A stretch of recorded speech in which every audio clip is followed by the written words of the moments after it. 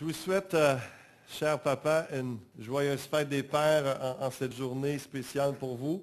Et j'avais une courte parole d'introduction à vous apporter et ensuite de ça, je vais aller avec une parole qui touche les pères, mais les mères également et chacun d'entre vous. Juste une petite vidéo de 30 secondes humoristique par rapport à la fête des pères. Oh, those boys are much too much. Those boys are much too much. We got the spirit. We're hot. We can't be stopped. We got the spirit. We're hot. We can't be stopped. We're going to beat them and bust them. Beat them. The smallest moments can have the biggest impact on a child's Les life. petits moments peuvent créer de grands A impacts. little bit rowdy. R-O-W-D-Y. Take time to be a dad One more time. today. Une fois de plus. Oh, those boys are much too much. Those boys. Cher papa, prenez ces petits moments si précieux avec vos enfants. Et c'est vraiment... j'ai eu l'opportunité encore une fois pour ce mois-ci, pour le mois de juin, d'écrire un article dans le journal Panorama, qui est le journal régional de 4 villes de la région. Et j'ai écrit le mot du pasteur et sur la valeur du père. Et donc, j'écris dans les prochaines semaines, je continuerai une série de messages à l'Église sur les valeurs. Les valeurs, c'est ce qui est vraiment important pour nous, c'est ce qui est central. Avec la fête des pères qui approche, je veux vous parler de la valeur inestimable d'un père. Ce n'est pas pour rien que la Bible nous dit d'honorer son père.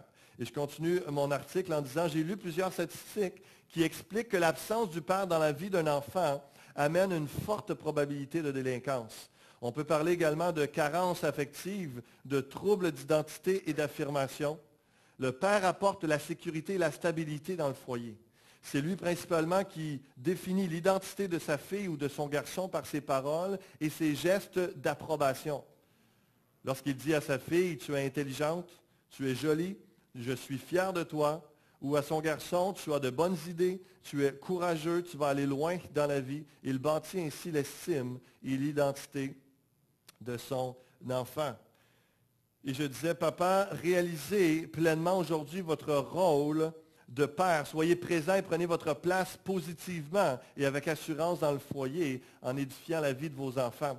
Et j'ai donné comme illustration, sans nommer les noms, mais j'avais été touché lorsqu'on a fait les funérailles de Bernard Lemieux. Il y avait ce jeune homme, Alexandre, qui était venu parler. Comment est-ce que depuis qu'il était tout jeune, Bernard, à l'âge d'à peu près lorsqu'il avait 60 quelques années, il a commencé à rencontrer et à être ami avec la famille et la mère d'Alexandre qui était des fois parfois seule à s'occuper des enfants, tout ça. Et lui, Alexandre, alors qu'il était tout jeune, a vu ce Bernard-là, un petit homme, vous l'avez connu, hein, un bon monsieur, qui lui a pris à cœur de jouer le rôle un peu de grand-père à ce niveau-là. Et Alexandre était là ici avec l'arme, je ne sais pas si vous en rappelez, si vous étiez là, et comment il était reconnaissant au Seigneur pour cet homme-là qui, ça a été le premier avec qui il a pu se lancer la balle, ça a été l'homme qui, il disait de ses propres mots, qui lui a enseigné la vie.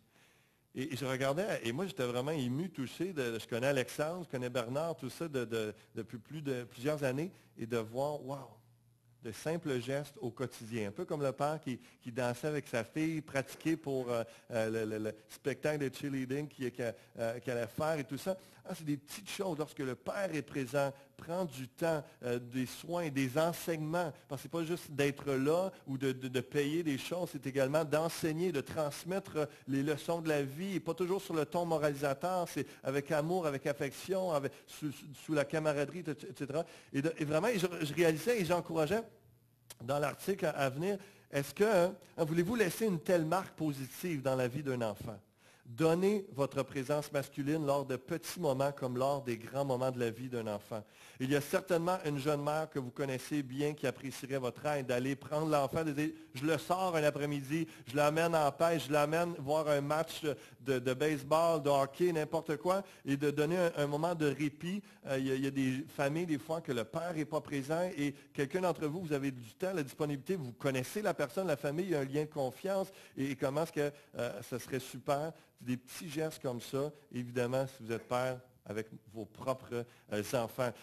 Et lorsque je pensais à cela, et j'ai terminé avec l'article avec la pensée de Dieu le Père. comment est-ce qu'il nous aime, qu'il a plein d'amour, qu'il est le modèle parfait de Père toujours présent, avec des bons conseils, avec Dieu. La Bible appelle le Père des consolations, le Père de miséricorde, le Père de grâce, et vraiment je les encourageais à connaître, à découvrir ce Père-là, surtout s'ils n'avaient pas eu une présence paternelle dans leur vie.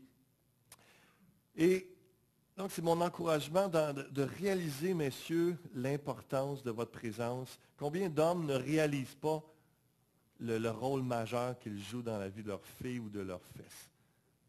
C'est incroyable ce que vous pouvez dire, une parole.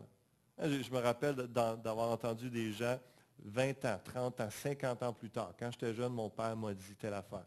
Si c'est positif, ça l'a bâti. Si c'est négatif, il l'a traîné toute sa vie avec blessure, sauf s'il a réussi à avoir un pardon, une réconciliation, une restauration de la part de Dieu. Et donc, de réaliser l'impact, et c'est précieux, et de le voir d'une façon positive, de vraiment être là.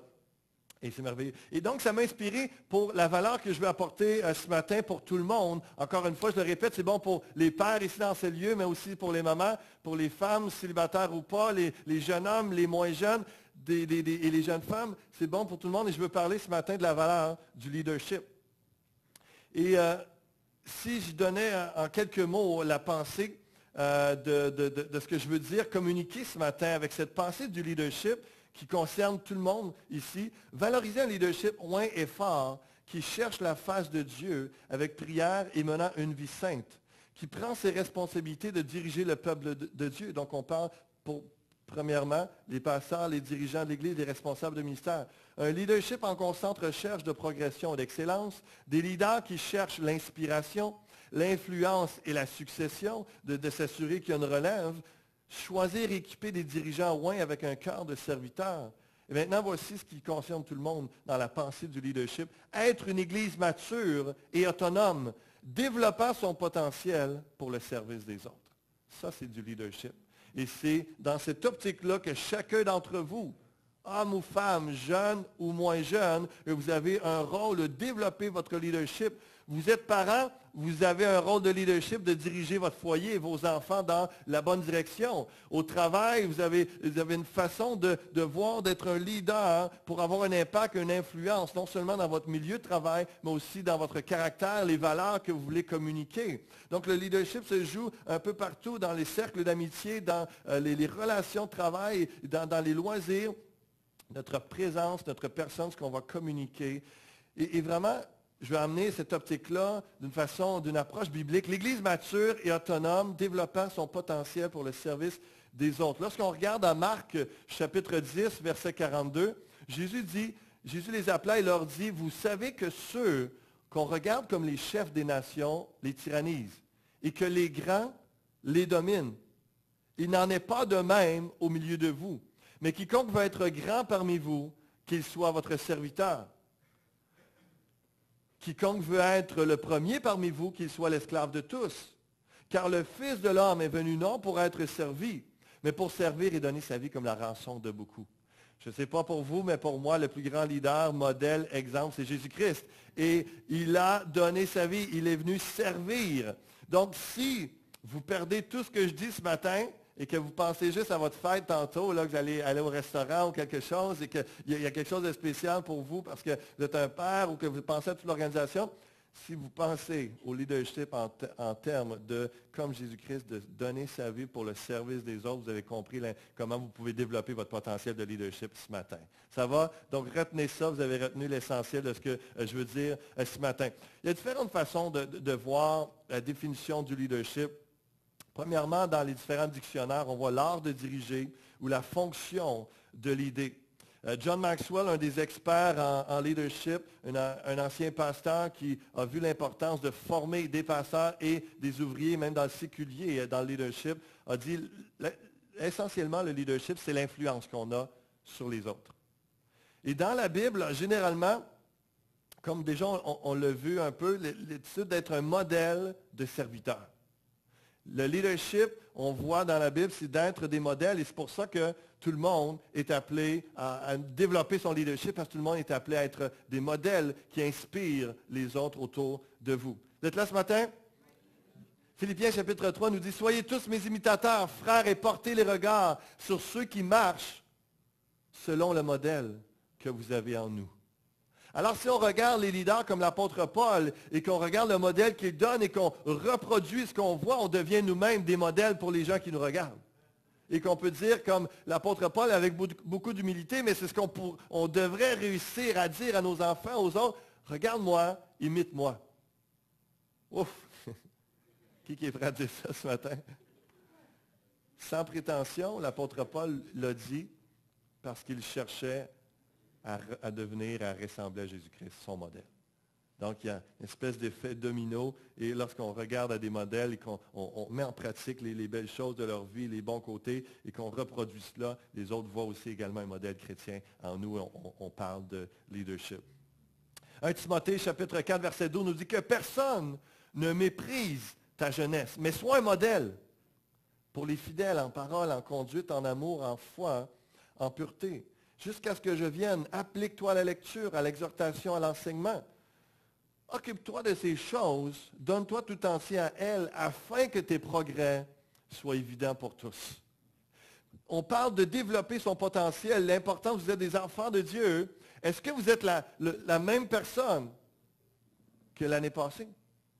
J'espère que non. J'espère que vous pouvez dire, par la grâce de Dieu, dans 1 an, dans 2 ans, dans 5 ans, je ne serai plus le même, je vais être transformé, je serai plus équipé, plus à l'image de Christ, davantage. Le leadership, c'est de développer son potentiel et que les gens voient notre progrès, notre progression, et que nous-mêmes, on puisse voir cette progression. Veille sur toi-même. C'est dans ce sens-là que je parle d'autonomie. Parce que normalement, l'autonomie, ce n'est pas tellement lié avec la relation avec Dieu, parce que l'autonomie, c'est comme d'être suffisant soi-même, indépendant. Mais ce n'est pas dans cette optique-là que j'approche et que j'appelle l'Église à un leadership, à une autonomie. C'est dans le sens d'être capable de veiller sur soi-même, d'être capable, comme David le fait dans des moments de bataille, de moments de difficulté, d'aller s'encourager en l'Éternel. On parle d'autonomie, on parle de leadership spirituel. Que vous soyez un leader avec un titre, une fonction leader ou pas, ce matin, vous êtes appelé à développer votre potentiel de leadership. Veille sur toi-même et sur ton enseignement. Persévère dans ces choses. On va revenir sur cette idée d'autonomie, de se développer. Persévère dans ces choses, car en agissant ici, tu te sauveras toi-même et tu sauveras ceux qui t'écoutent. Le leader est toujours conscient qu'il a besoin de se développer lui-même parce qu'il n'est jamais arrivé. Et pour avoir une influence, il faut être développé soi-même. Un peu plus loin, Timothée, chapitre 3, verset 1, cette parole est certaine. Et je veux, avant d'aller encore plus loin sur l'aspect général du leadership, j'aimerais que vous me suiviez quelques instants sur la pensée du leadership pastoral et ensuite de ça, de juste établir une distinction ce matin pour qu'on soit sur la même longueur d'onde et de comprendre. 1 Timothée 3.1 nous dit, en parlant du leadership pastoral, cette parole est certaine si quelqu'un aspire à la charge d'évêque. Hein, évêque qui veut dire surveillant, la personne qui va être là pour garder les gens, le peuple de Dieu. Donc, un synonyme de pasteur ici ce matin. Il désire une œuvre excellente. Donc, je peux l'attester. Je suis certain que pasteur Serge, je peux dire c'est une bénédiction d'être ouvrier, d'être pasteur, d'être appelé de Dieu, mais c'est toute une responsabilité.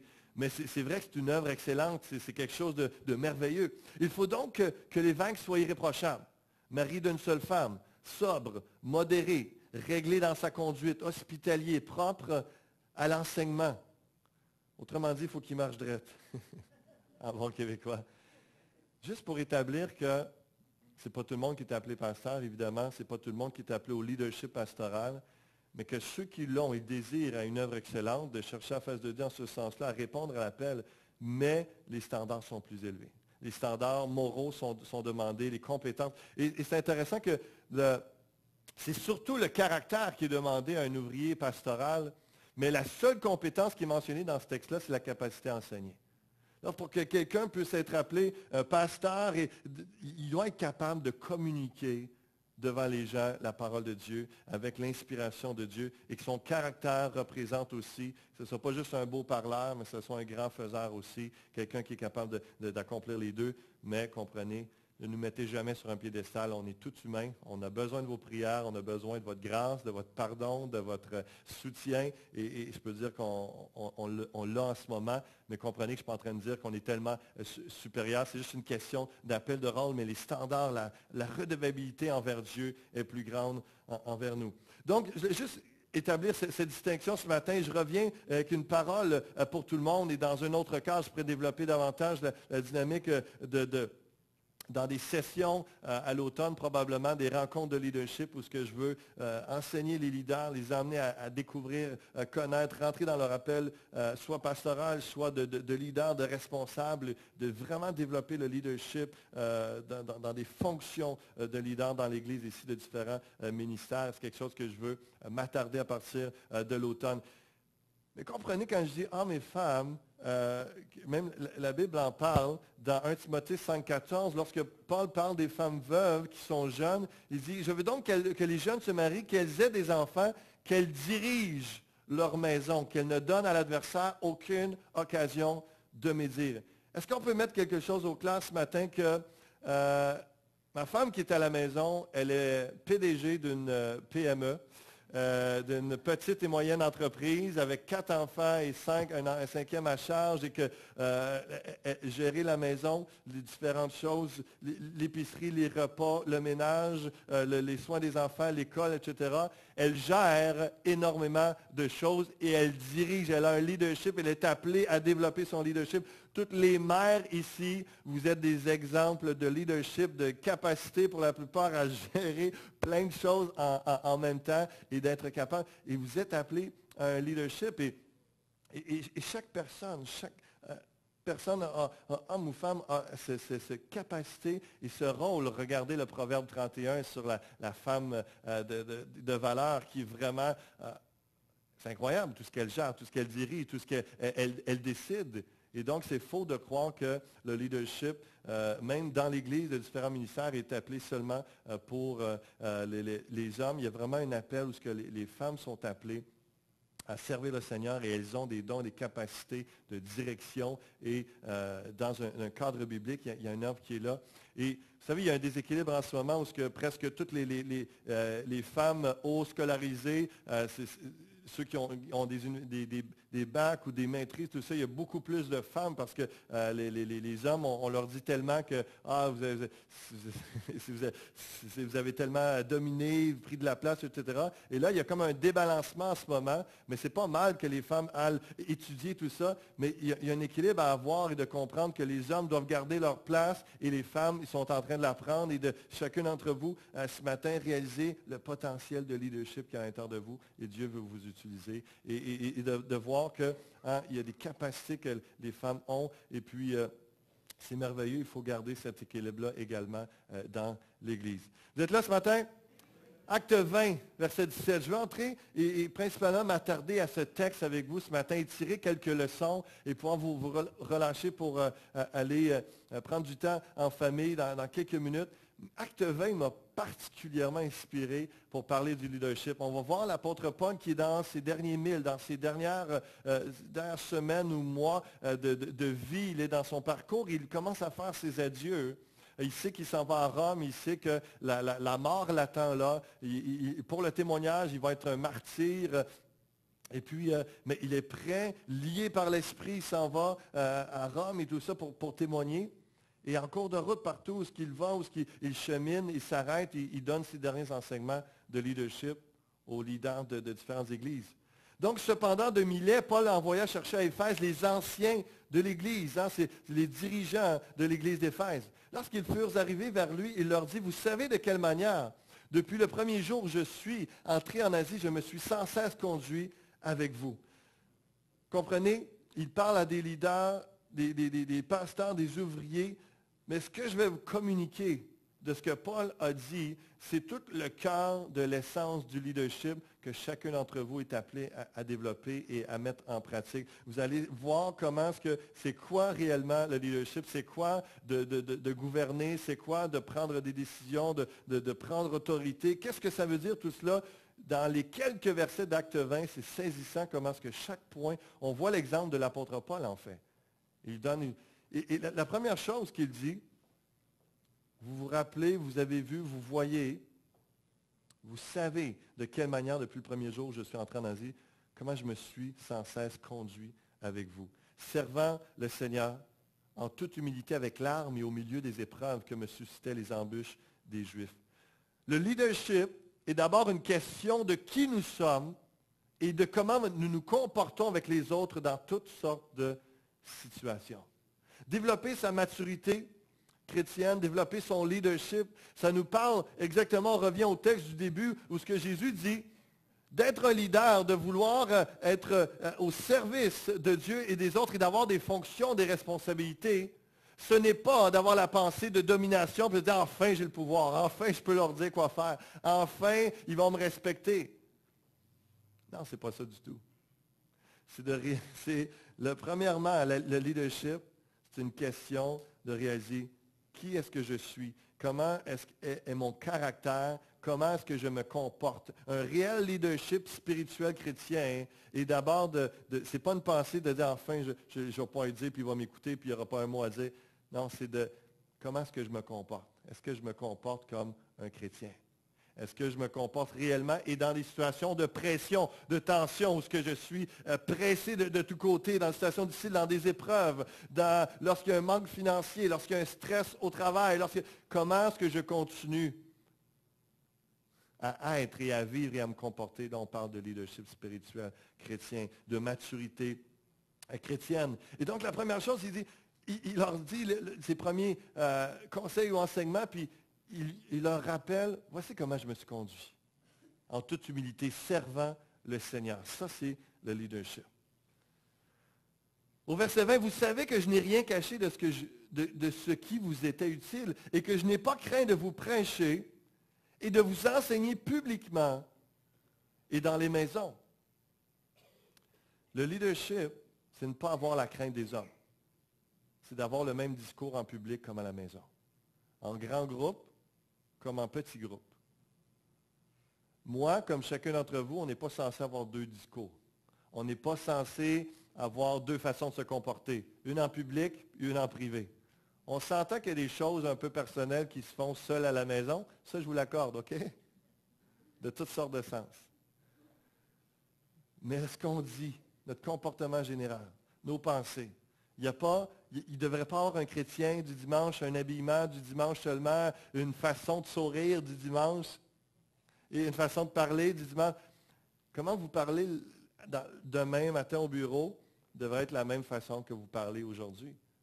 Le même langage. Peut-être qu'il y aura un petit peu moins de patois de Canaan, comme on dit, sois béni mon frère, normalement tu ne dis pas ça à ton collègue, mais il y a d'autres choses que tu peux lui souhaiter. Non, mais la pensée, c'est... Donc, premièrement, ne pas avoir la crainte des hommes, c'est-à-dire qu'on ne change pas d'attitude ou de comportement ou de parole, de discours avec la pensée, oh, mais qu'est-ce que l'autre va dire? Ah, mais si j'ai dit ça, ça va le blesser. Si j'ai dit ça, il ne m'aimera plus. Peut-être qu'il va partir. Peut-être qu'il ne sera plus dans mon équipe. Il ne voudra plus travailler avec moi. Il va commencer à parler dans le dos des autres à propos de moi, etc. Donc ça, c'est la crainte des hommes.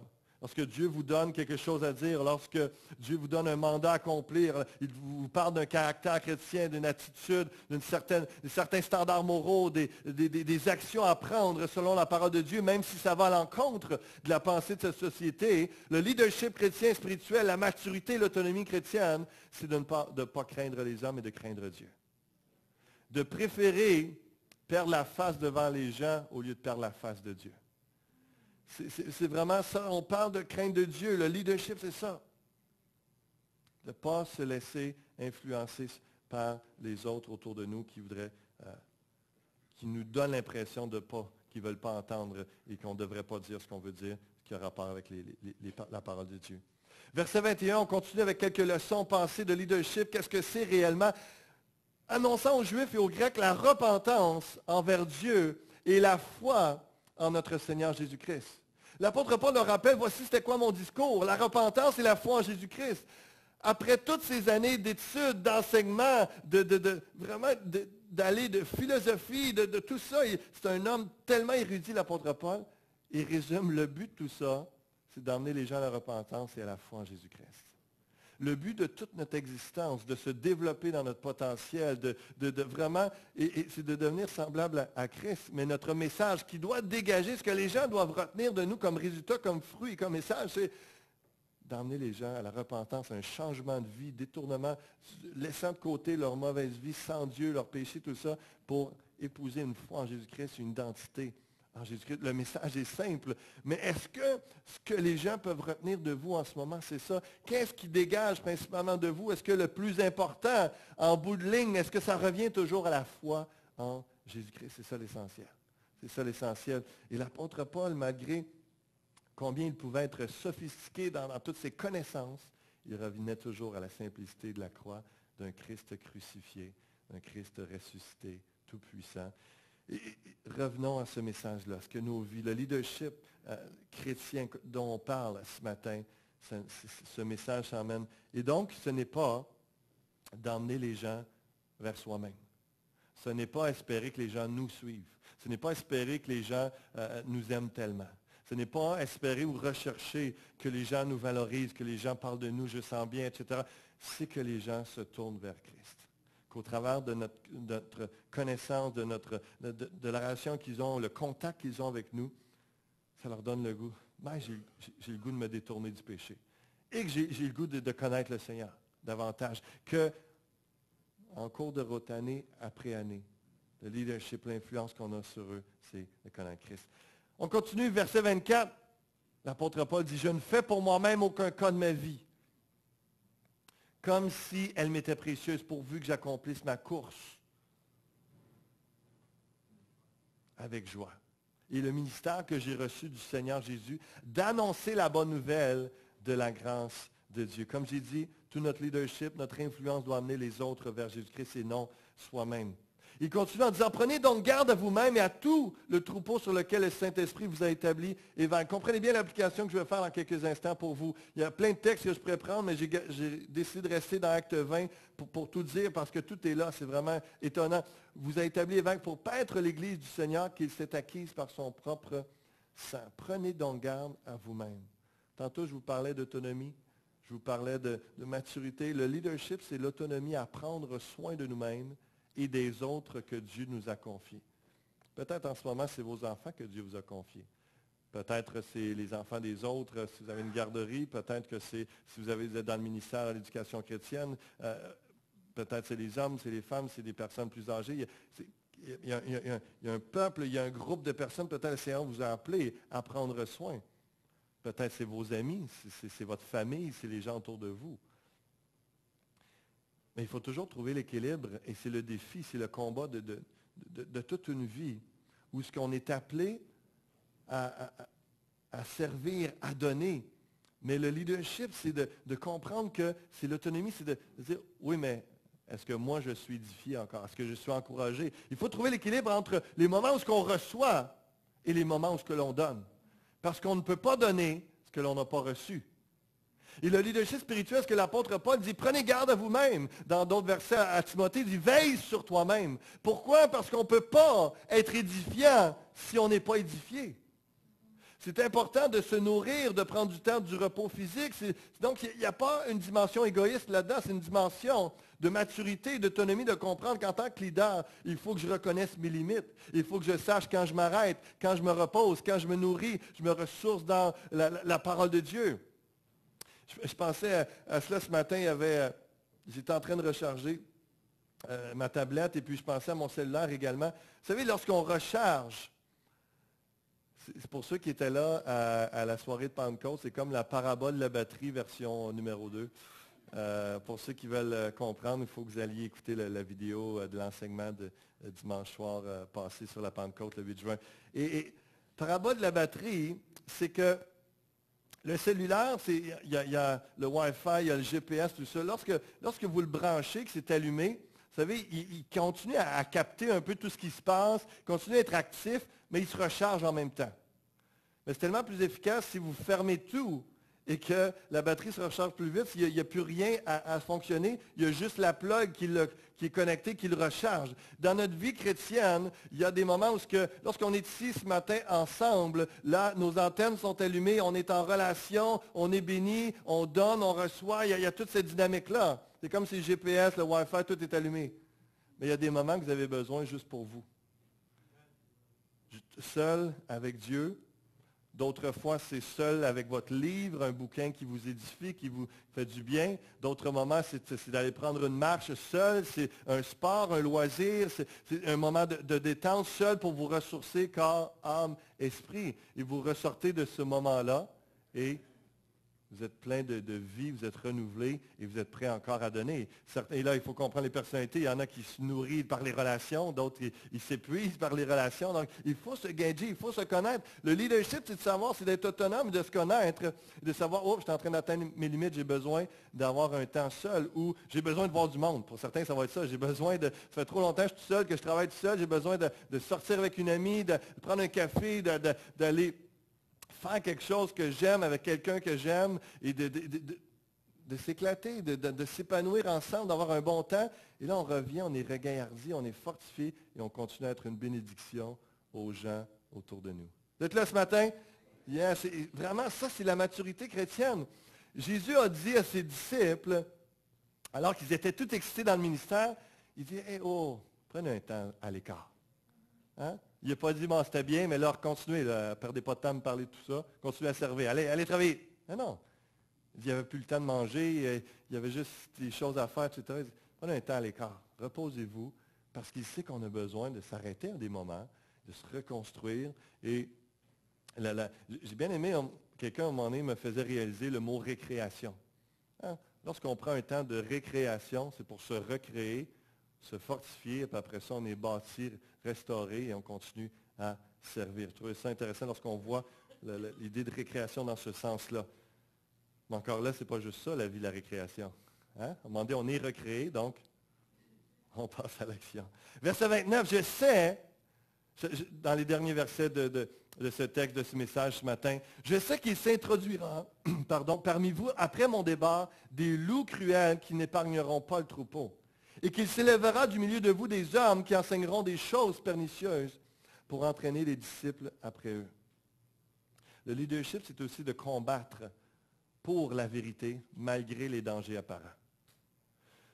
En tant que berger, en tant que pasteur, nous, notre responsabilité, évidemment, si c'est des individus, si c'est des circonstances qui semblent être un danger pour l'Église, c'est pas de se pousser, ça c'est des mercenaires. Qui, aussitôt qu'il y a un danger, un problème, quelque chose, un défi, il s'en a. Nous, notre mandat, c'est d'être là et de se faire mordre le premier si jamais il y a besoin, mais c'est de faire chasser les loups, de protéger le peuple, le troupeau. Mais vous, peut-être que votre rôle, c'est de protéger vos enfants, c'est de protéger votre mari, c'est de protéger votre épouse, c'est de protéger vos amis, c'est d'être là pour eux par vos prières, votre présence, vos paroles d'encouragement, des gestes, des actions, des mots que vous allez écrire, toutes sortes de choses. Et faire pour combattre l'intercession.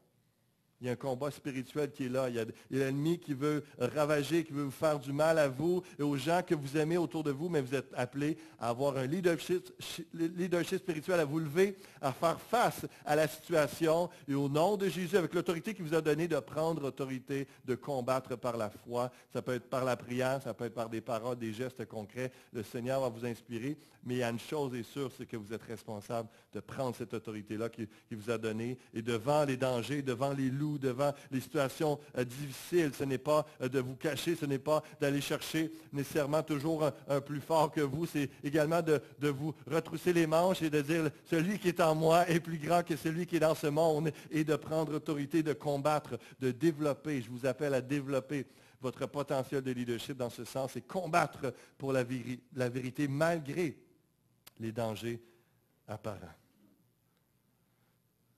Il y a quelqu'un qui dit, si le leader part, les problèmes restent. Si le leader reste, les problèmes partent. Évidemment, avec une pensée d'un bon leader, parce que des fois, c'est peut-être le leader qui est le problème. Mais la pensée, c'est ce à quoi on fait face, s'efface. Vous avez entendu cette pensée-là? Ce à quoi on fait face, c'est face. Mais si on fuit quelque chose, l'Ecclésiaste va dire que ça va toujours revenir dans notre vie.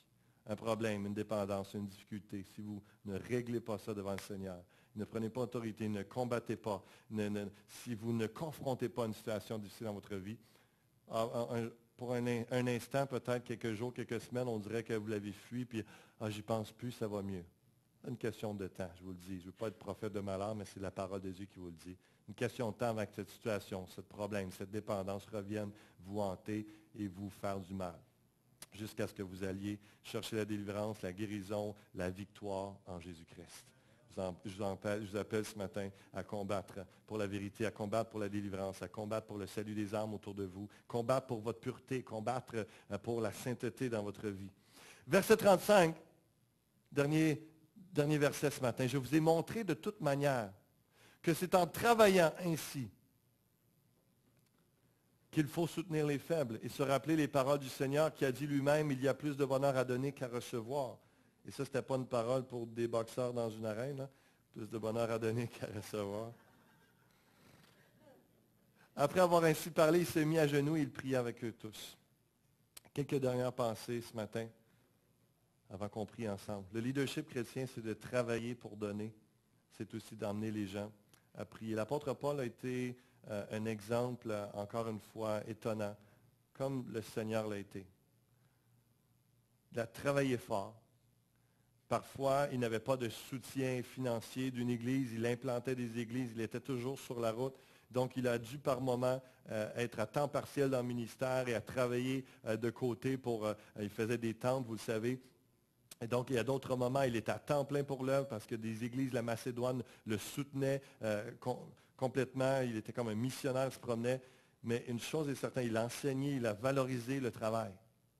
Vous êtes appelé à travailler pour gagner votre vie, mais pour le ministère, pour l'aspect spirituel, c'est le travail aussi. On est appelé à l'acharnement dans le travail, à se retrousser les manches, à travailler fort et dans le but d'aider les autres.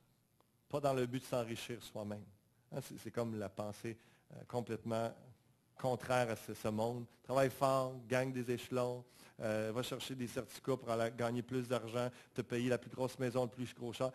Dans l'Évangile, c'est travaille fort, va chercher des certificats s'il faut, équipe-toi, cherche la face de Dieu, sois rempli du Saint-Esprit, mais pas nécessairement pour t'enrichir. Tu seras béni en cours de route, Dieu va te faire prospérer à tous égards, mais bénis les faibles, prends soin des pauvres, prends soin des autres. Ça, c'est la maturité, c'est le leadership spirituel. L'apôtre Paul était l'exemple où il avait tout pour gagner très bien sa vie et se satisfaire de sa propre vie, mais il a investi toute sa vie pour aider les autres. On parle de leadership et vous êtes appelés d'une façon et d'une mesure différente, mais à ce leadership chrétien, spirituel. Développez votre potentiel de travailler fort pour votre ministère, votre appel, vos dons, les mettre au service des autres et de vraiment arriver tout ça pour donner.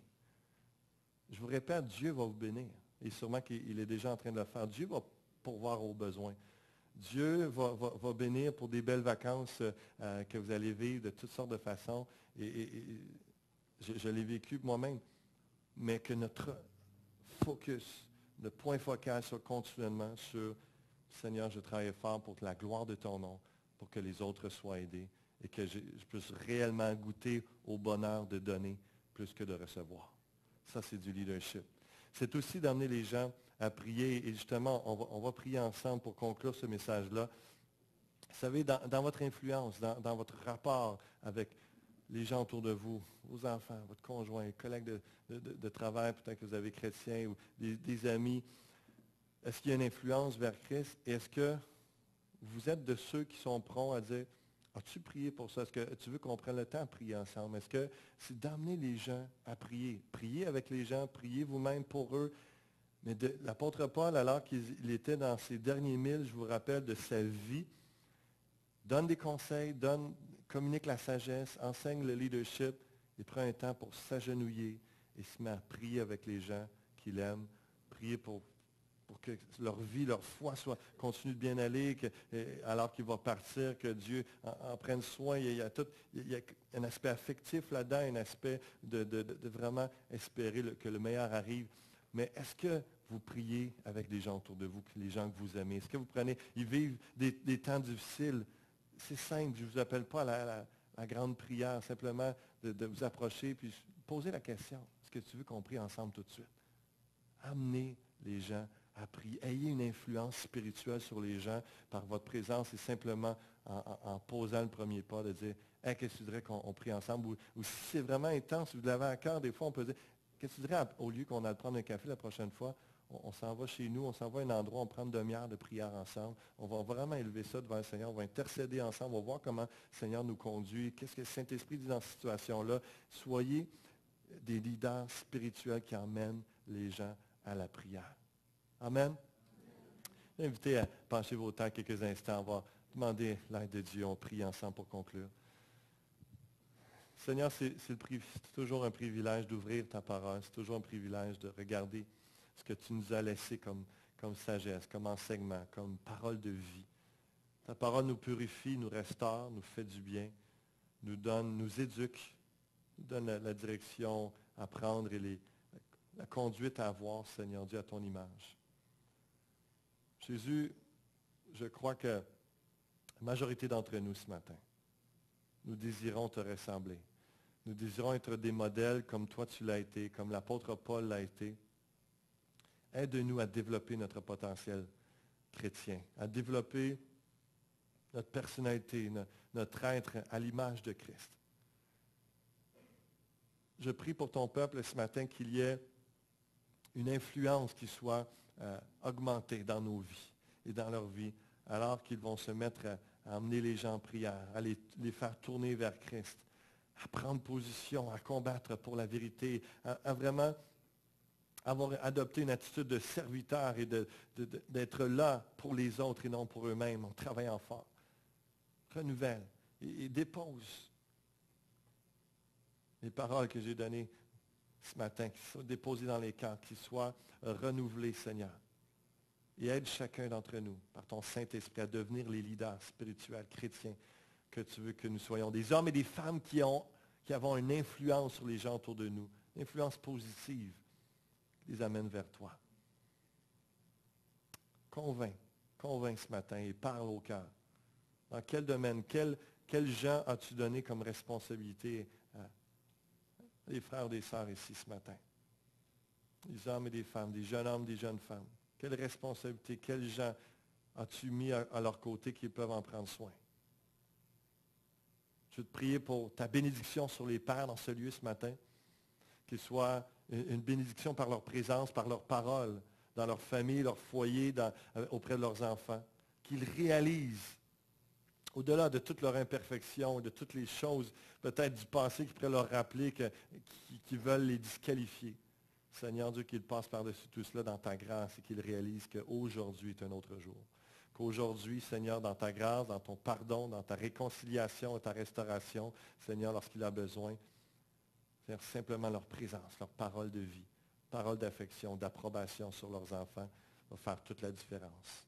Leur implication dans le foyer, leur implication dans toutes sortes d'activités, de prendre l'initiative, va faire la différence dans la vie de leurs enfants.